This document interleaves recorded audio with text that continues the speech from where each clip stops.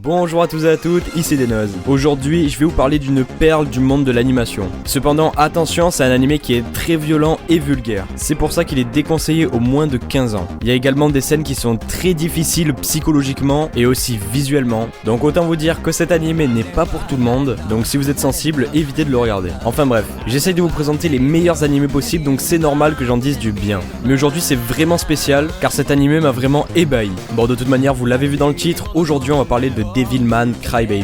Devilman Crybaby, c'est une série originale de Netflix. Et pour une fois, ils ont fait vraiment du bon travail. Vous avez droit à un animé de 10 épisodes, avec une histoire de malade, un style très original et particulier. En seulement 10 épisodes, vous avez des personnages magnifiquement bien développés. Et puis tout simplement, les aventures du héros sont épiques, et les retournements de situation, surtout à la fin, sont totalement inattendus. On va suivre l'histoire de Akira, qui apprend de son meilleur ami Ryo que des démons vont venir et vont récupérer le monde des humains. Ces fameux démons ne vivent pas dans leur forme originale. Pour vivre, ils prennent possession d'un corps humain. En sachant ça, Ryo explique justement que beaucoup de phénomènes inexpliqués sont dus notamment aux démons. Et comme les humains n'ont aucune chance contre le pouvoir surnaturel des démons, Ryo suggère à Akira de fusionner avec un démon. Cependant, au lieu d'être totalement possédé comme la plupart des humains, Akira devient Devilman avec le pouvoir d'un démon et le cœur d'un homme. Et c'est fou ce que cet animé m'a chamboulé. Je lui mettrais facilement un 10 sur 10, surtout qu'il n'a que 10 épisodes et en 10 épisodes, ils arrivent à faire des choses incroyables.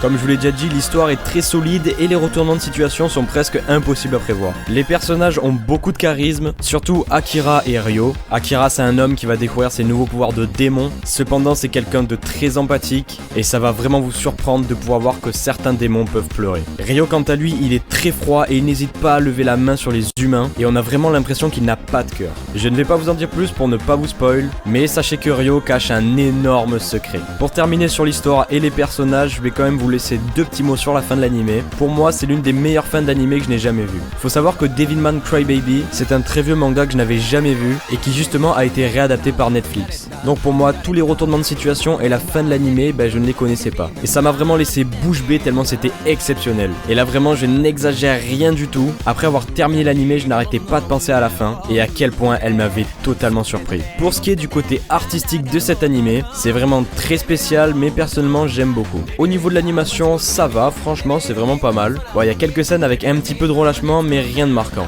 Et pour terminer avec l'animé, je vais vous parler un petit peu de l'OST et de l'opening.